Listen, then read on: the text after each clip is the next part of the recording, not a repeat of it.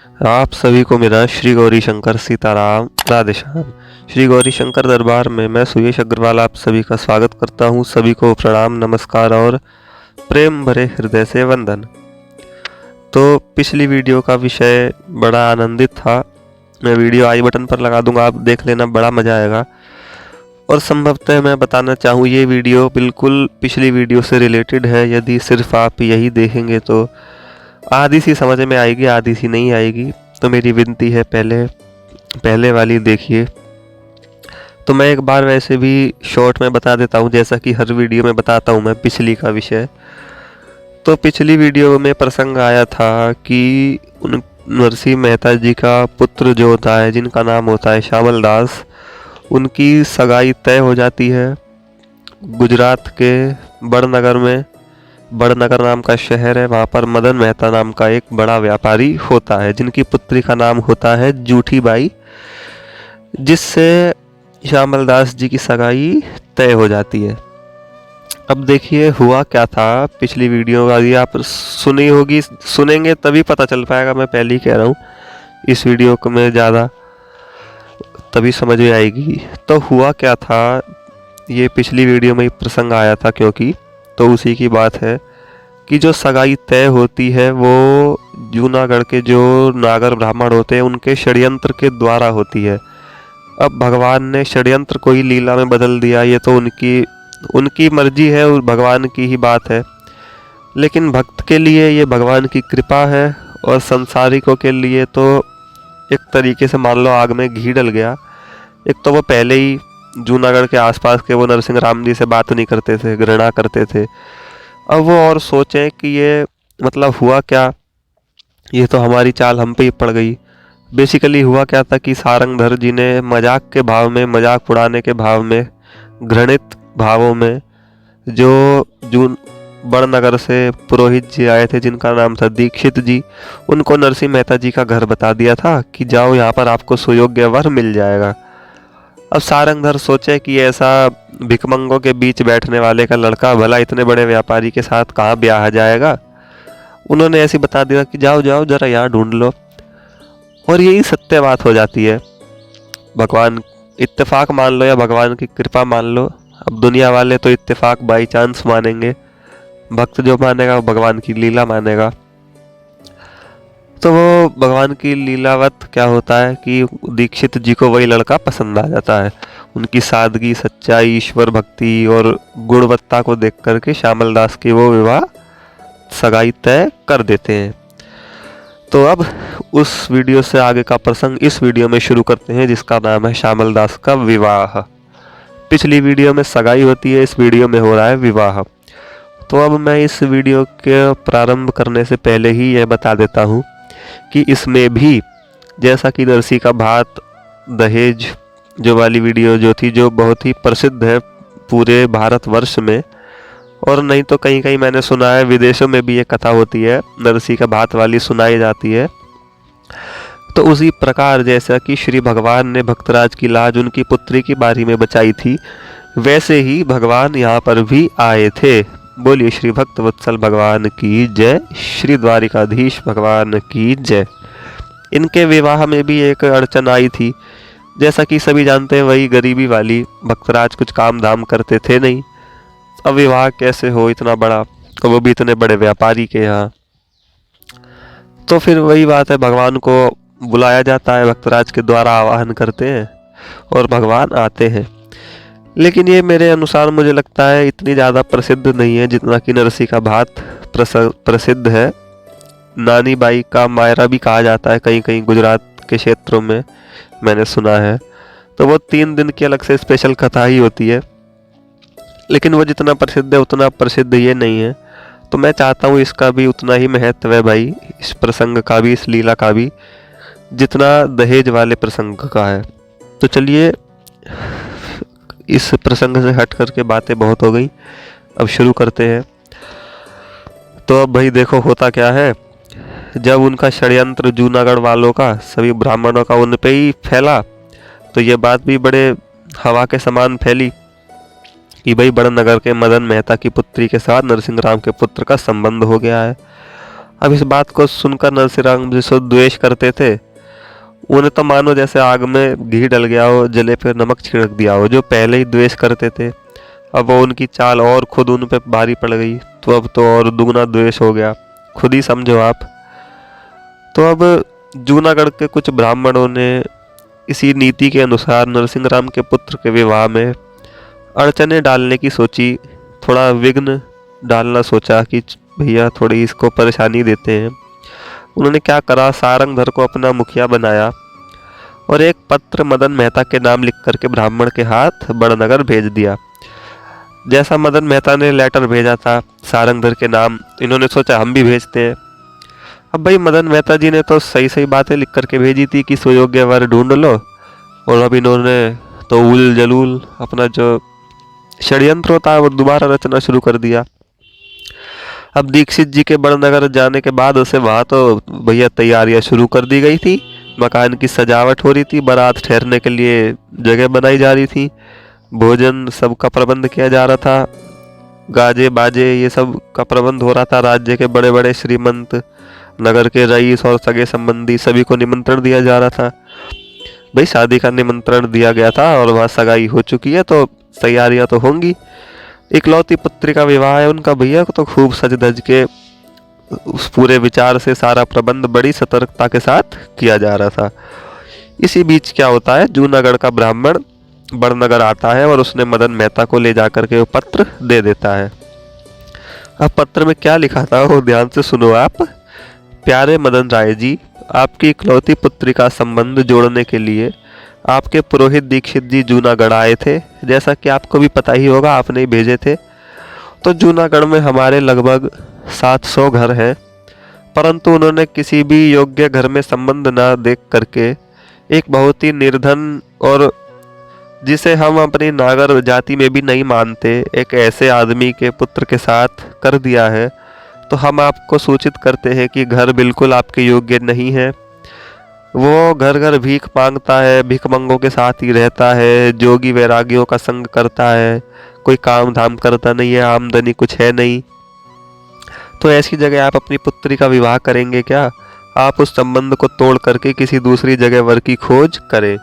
आपका अपना सारंगधर। अब भैया ये पत्र पहुंचा, अब आप खुद ही इमेजिन करके देख लो कि कुछ दिनों बाद हमारी शादी हो, सारी तैयारियां चल रही हो, और दूसरी जगह दूसरे पक्ष की तरफ से मतलब ये ऐसा कोई समाचार आए कि ये योग्य नहीं है, अपना हिसाब किताब कहीं और देख लो, तो कितना अजीब सा लगेगा। मतलब सारा प्रोग्राम ही कैंसिल हो जाएगा फिर तो बात ही। अब पत्र को पढ़ करके मदन मेहता जी बड़े विचार में पड़ गए। भाई जैन मन सी बात है, सोचेगा ही हर आदमी। उन्होंने सोचा संबंध हो गया, विवाह का दिन भी निश्चित हो गया, सारी तैयारियां भी हो गई, सब जगह आमंत्रण भी चला गया, तो अब क्या हो सकता है। मतलब अब तो ये बड़ी गहरी बात हो गई ना, इज्जत का मामला है, क्या किया जाए। तो उन्होंने एक उपाय सूझा। उन्होंने सोचा एक पत्र जूनागढ़ में नरसिंह राम जी को भेजा जाए। अब कोई सारंगधर या दीक्षित या पुरोहित या अगला बगला कोई नहीं, सीधा नरसिंह राम जी को ही भेजा जाए कि देखो यदि उनके अनुकूल नरसिंह राम जी आ जाते हैं तब तो विवाह करने में कोई दिक्कत नहीं है, अगर वे वैसा प्रबंध नहीं कर सकेंगे तब वो खुद ही नहीं आएंगे। तो मदन मेहता जी सोचते हैं कि दोनों ही स्थितियों में मेरी इज्जत बची रहेगी। तो उन्होंने तुरंत पत्र लिख करके ब्राह्मण के हाथ नरसिंह राम के पास जूनागढ़ भेज दिया। अब उस पत्र में क्या लिखा था आप ये भी सुनो। देखो ये संसार का षड्यंत्र चलता है ना, कपट चलता है, तो ये ऐसी साइकिल चलती है, इधर से उधर, उधर से इधर, इधर से यहाँ और वहाँ। अब भैया करते रहो, जितनी बुद्धि लगानी है अपनी सब लगाते रहो। वो एक बांसुरी वाला एक क्षण में इस सब की सारी बुद्धि निकाल देता है। और इसमें मजे की बात देखो, भक्त को कुछ पता ही नहीं है। भगत अपना घर पे बैठ करके जय सिया राम, जय राधे श्याम, भगवान के भजन में तल्लीन है। भगत का घर बैठे बैठे सारा काम हो रहा है और उसके लिए इतना भयंकर कपट भी चल रहा है, उसे पता ही नहीं है, भगत अपना निश्चिंत है। यही तो आनंद है, इसी में तो मजा आता है। तो चलिए अब देखिए कैसे कैसे प्रोग्राम होता है, बड़ा मजा आएगा आपको। उन्होंने लिखा, सिद्धि श्री अनेक शुभोपाम योग्य श्री नरसिंह राम जी मेहता को बड़नगर से मदन मेहता का अनेक नमस्कार पहुँचे। तो मैं आपसे निवेदन करना चाहता हूँ कि आपके सुपुत्र श्री श्यामल दास के साथ मेरी पुत्री जूठी बाई का शुभ विवाह शुभ तिथि माघ शुक्ला पंचमी को होना निश्चित हुआ है। तो आप उक्त तिथि पर हाथी घोड़े रथ पैदल ये सब मतलब पूरी बारात के साथ पधारिएगा और मेरी मर्यादा के अनुसार अपना जो भी वस्त्राभूषण होते हैं वो सब लाइएगा। अगर बारात और वस्त्राभूषण मेरी मर्यादा के अनुकूल ना आए तो मैं मजबूर हूँ, फिर मैं क्या करूँ, अपनी पुत्री का विवाह मुझे कहीं और करना पड़ेगा। आपका अपना मदन राय। भैया देखो, इस पत्र को ऐसे भेजना तो नहीं चाहिए था, मतलब अपने उसमें आकर के तुम किसी दूसरे आदमी को ऐसे ऐसे कह रहे हो, और वो खुद ही मुंह से बता रहे हैं कि हाथी घोड़े रथ पैदल। भैया युद्ध में थोड़ी जाना है, तो अब क्या कर सकते हैं। उन्होंने साथ में ये भी लिख दिया कि मेरी मर्यादा के अनुसार ही सामान लाइएगा वस्त्राभूषण। इसे पढ़ करके कोई भी समझ ही सकता है जब भी पत्र पहुंचेगा। मर्यादा यानी कि गुजरात के बहुत बड़े व्यापारी हैं, वो 8-10 लाख की तो संपत्ति है उनके पास, जहाँ लोगों के पास 1000 नहीं होती थी जिस समय। तो मर्यादा बहुत बड़ी हो गई। यहाँ पर मर्यादा शब्द बहुत मायने रखता है। अब देखो आगे, बड़नगर से भैया ब्राह्मण साहब हमारे आकर के पत्र भगतराज नरसिंह जी को दे देते हैं। अब पत्र पढ़ करके नरसिंह राम जी सोचे कि ये तो यार फिर वही बात दहेज वाली। जैसे पुत्री के विवाह में हमारे पास कुछ नहीं था, वहाँ पर भी पुरोहित जी ने हल्ला मचाया था, ये करो वो करो जल्दी करो, क्या भगवान आएंगे नहीं आएंगे, ये सब बातें। अब यार यहाँ भी प्रोग्राम थोड़ा उसी हिसाब का हो रहा है। बोले हाथी घोड़े रथ। सोचे यार रोटी खाने को नहीं है, इन्हें हाथी घोड़ों की लग रही है, और मैं ये सब कहाँ से रथ वथ कहाँ से खरीदूंगा। तो सोचे अभी वो रथ वाला आएगा, उसे बताता हूँ। बोले अच्छा ठीक है बेटा। चले गए, अपना पत्र पढ़ करके कृष्ण मंदिर में पहुंचे, करताल लेकर भगवान का कीर्तन करने लगे।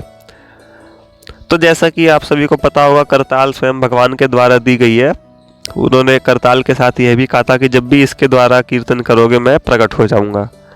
भक्त की पुकार सुन करके भगवान प्रकट हो गए।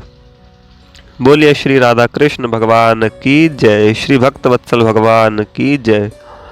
उन्होंने अपनी अमृतमयी वाणी से कहा, भक्तराज बताइए मेरा आवाहन आपको क्यों करना पड़ा। अब अपना भगतराज भैया गदगद होकर के प्रभु के चरणों पर लेट गए। फिर उठ करके उन्होंने प्रभु के हाथों में पत्र दे दिया। पत्र पढ़ करके भगवान ने कहा कि तुम किसी भी तरह की चिंता मत करो। मतलब भक्तराज ने वो पत्र भगवान को ही दे दिया कि लो भैया खुद ही पढ़ लो, खुद ही देख लो क्या करना है क्या नहीं करना, मेरे पास तो है नहीं, मैं रोटी नहीं खा पा रहा हूँ, यहाँ हाथी घोड़े की बात पड़ी है। भगवान कहते हैं कोई बात नहीं, तुम किसी तरह की चिंता मत करो, मैं जानता हूँ ये सब जूनागढ़ के ब्राह्मणों का ही करतूत है। मैं स्वयं अपने पूरे कुल परिवार सहित नागरों का वेश धारण करके सारी सामग्री के साथ बारात में उपस्थित होऊंगा और तुम्हारा कार्य संपन्न कराऊंगा। इतना कहकर भगवान अंतर्ध्यान हो गए। यार मतलब ये बात जब मैंने पढ़ी ना, जब ये प्रसंग मैं खुद पढ़ रहा था, मेरी आंख में आंसू आ गए थे कि भाई धन्य हो ऐसी भक्त वत्सल था, धन्य हो ऐसे भगवान, धन्य हो ऐसे भक्तराज जिनका विश्वास इतना दृढ़ है, जिनकी श्रद्धा इतनी विकट है कि भगवान उनसे खुद कह रहे हैं। मैं भगवान की बात एक बार फिर दोहराना चाहता हूँ, आप सभी एक बार दोबारा सुने सही ढंग से कि वत्स किसी तरह की चिंता मत करो, मैं जानता हूँ ये सब जूनागढ़ के ब्राह्मणों का ही काम है। मैं स्वयं अपने कुल परिवार सहित नागरों का वेश बना करके सारी सामग्री के साथ बारात में उपस्थित होऊंगा और तुम्हारा कार्य संपन्न कराऊंगा। तो हम अंदाज़ा लगा सकते हैं, सोच सकते हैं कि उन भक्तराज की भक्ति कितनी उच्च स्तर की है, जो हर बार मतलब हर काम में खुद भगवान ही आकर के उनका काम करा रहे हैं। तो वही वाली बात है, दहेज की तरह जो उनकी पुत्री का दहेज दिया गया था, वहाँ पर भी भगवान ने आकर के सारा काम किया था, ऐसे ही भगवान ने यहाँ पर भी कह दिया। अब भैया नरसिंह राम जी अपना मस्त खुश एकदम, बोले ठीक है जी। नरसिंह राम जी बड़नगर के ब्राह्मण का पूरा आदर सम्मान करते हैं और उनको विदा कर देते हैं। तो ब्राह्मण कहता है मतलब वो जो आया था वो कहता है कि जी कोई जवाब कुछ देना वेना है क्या, मतलब क्या क्या वहाँ जा करके। तो भगत जी कहते हैं अरे निश्चिंत रहो, जाओ आराम से जाओ, और अपने मदन मेहता जी से कहते ना सारा काम हो जाएगा बिना किसी बात के, बिना किसी चिंता के। भैया माघ शुक्ला प्रतिपदा के दिन जो सिर पर चंदन लगा के हाथ में करताल लेके 10-5 साधुओं के साथ पुत्र का विवाह करने के लिए जूनागढ़ से चल पड़ते हैं भगत राज। अब देखो उनके पास है क्या, अब वहां से मंगाया क्या क्या गया है वो तो आप जानते ही हैं, हाथी घोड़े बंदर बिल्ली सारा सामान, मतलब मजाक के तौर पे कह रहा हूँ मैं तो, हाथी घोड़े रथ और पैदल, एक तरीके से चतुरंगिणी सेना सी होगी जो महाभारत में आपने देखी होगी। तो वही सब मदन मेहता जी ने मंगाई है। अब उनके पास मंगाया ये है और लेकर के जो जा रहे हैं वो माथे पे चंदन है, हाथ में करताल है, साथ में 6 साधु और राधा श्याम जी का नाम, ये संपत्ति उनके पास है, यही वो लेकर के जा रहे हैं। अब इस विचित्र बारात को देख करके माणिक बाई जी को पसीना आ जाता है। वो कहती हैं अरे स्वामी ये सामग्री आप एक दीवान के घर लेकर जाएंगे, कहीं ऐसा ना हो शादी तो छोड़ो अपमानित होकर के वापस ही ना आना पड़े।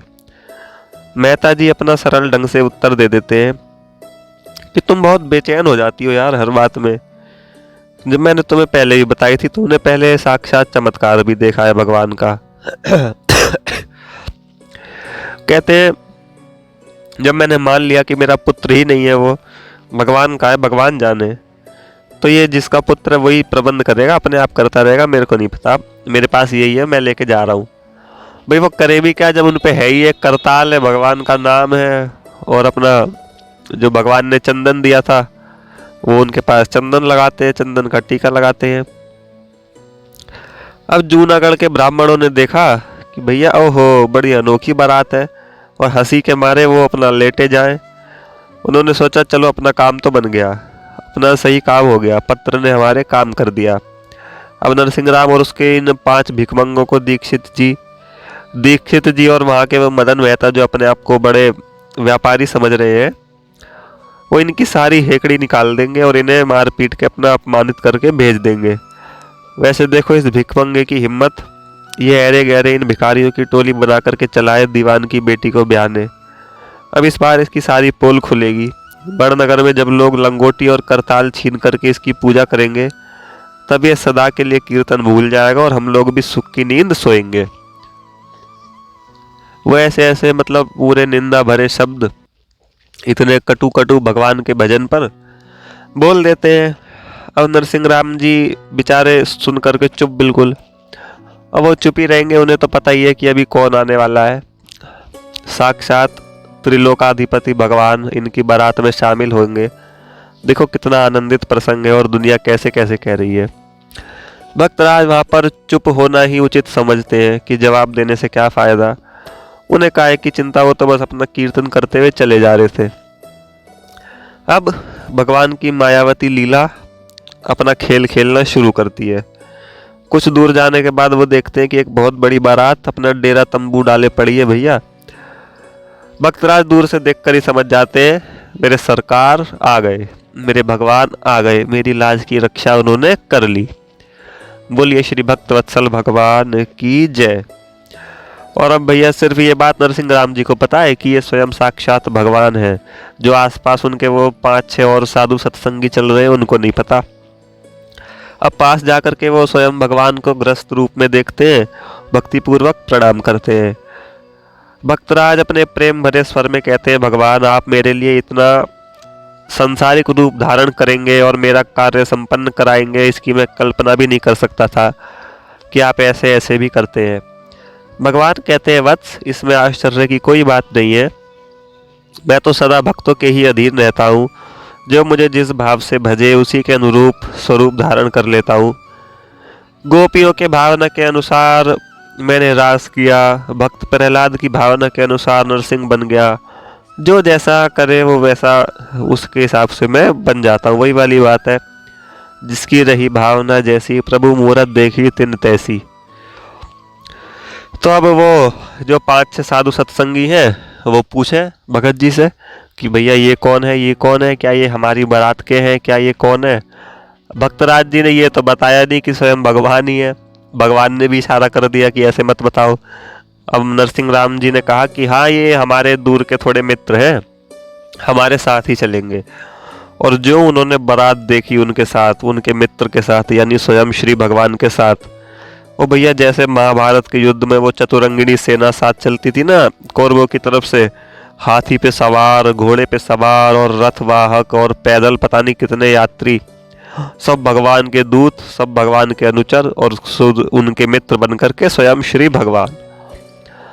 सभी को प्रेम से राधे राधे बोलना पड़ेगा एक बार इस बात पर कि देखो भगवान कैसे कैसे करते हैं। और वहाँ ढोल, बैंड, नगाड़े, बाजे, अधिक तरह के जितने भी होते हैं वो सब बज रहे हैं।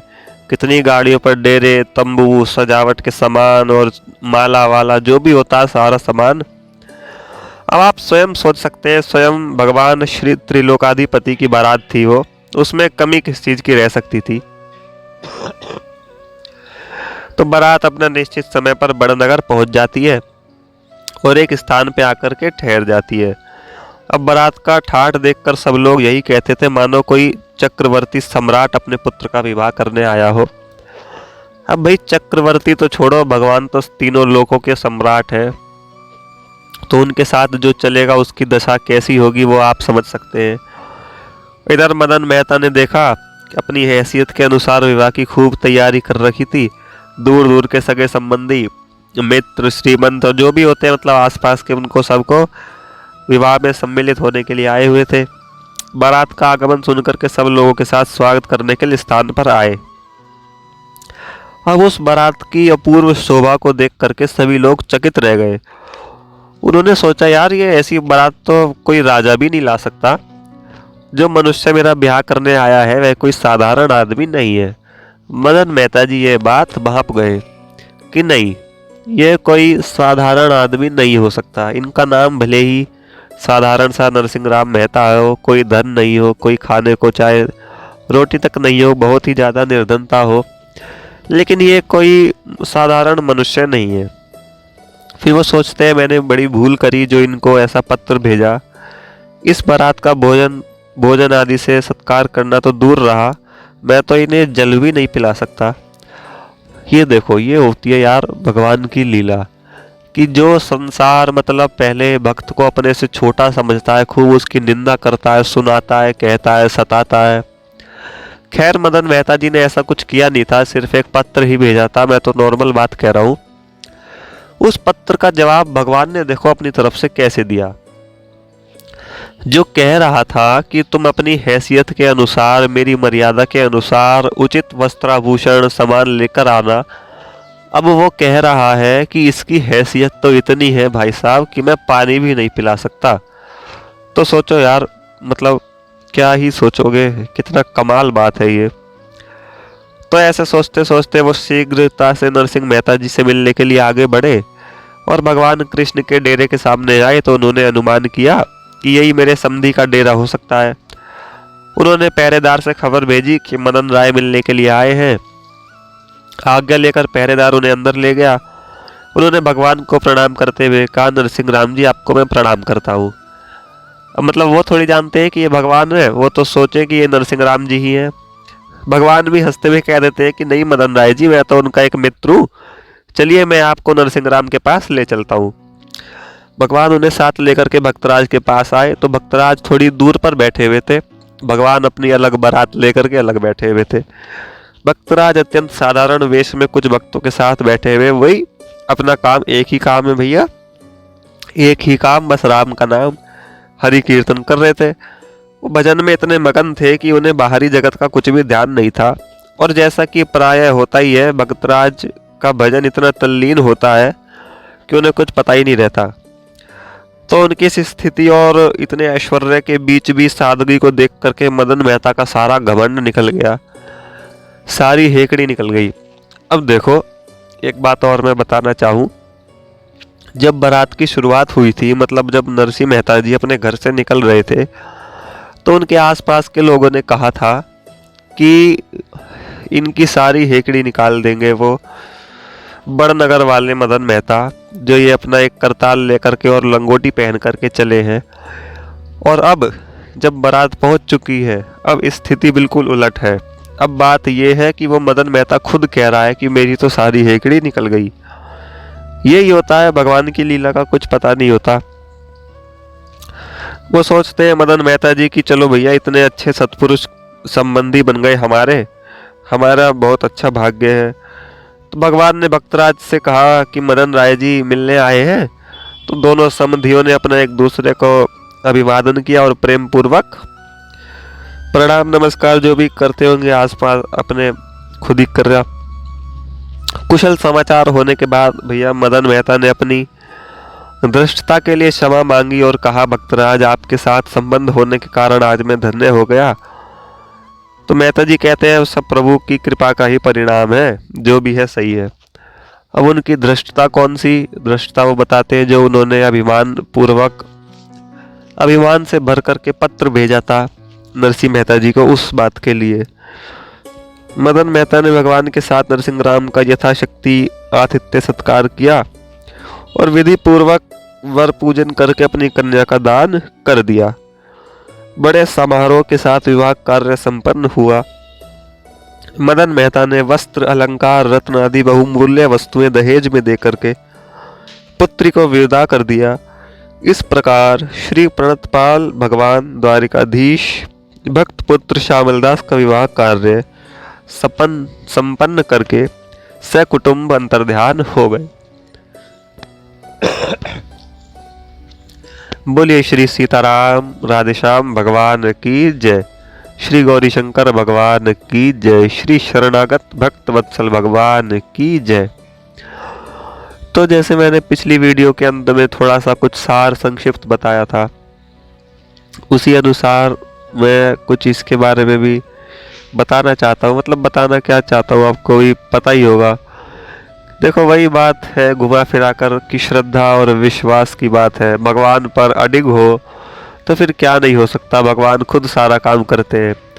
अब देखो भगवान ने अपने सभी अनुचरों को, सभी गणों को, सभी दूतों को, जो भी उनके आसपास द्वारिका में होते होंगे या कहीं से भी, अब भगवान के पास का सेवकों की कमी है। उन्होंने अपने सभी सेवकों को अपने एक भक्त की बारात में खड़ा कर दिया ला करके। बताओ यार क्या कमाल की बात है। मतलब कोई तरीका भी हो, लेकिन ये तरीका सारा भक्ति करवा लेती है भगवान से भी। तो वही बात है, जो भगवान को भी वश में कर ले उसी का नाम भक्ति है। तो जो पहले संभव नहीं था, जो चीज़ पहले संभव नहीं दिख रही थी, जिसका सब मजाक उड़ा रहे थे, आज स्थिति उससे उलट है। कथा की बात कर रहा हूँ मैं। तो जो पहले नरसिंह मेहता जी का मजाक उड़ा रहे थे, आज वो उनकी वाह वाह कर रहे हैं। तो ये सब भक्तराज की भक्ति का परिणाम है और भगवान की लीला का असर है। तो चलिए इससे आगे का प्रसंग अगली वीडियो में। इस वीडियो का विषय यही था कि श्यामलदास जी का विवाह हो जाता है। इतने सभी को आनंद मंगल सहित श्री गौरी शंकर सीताराम राधेश्याम।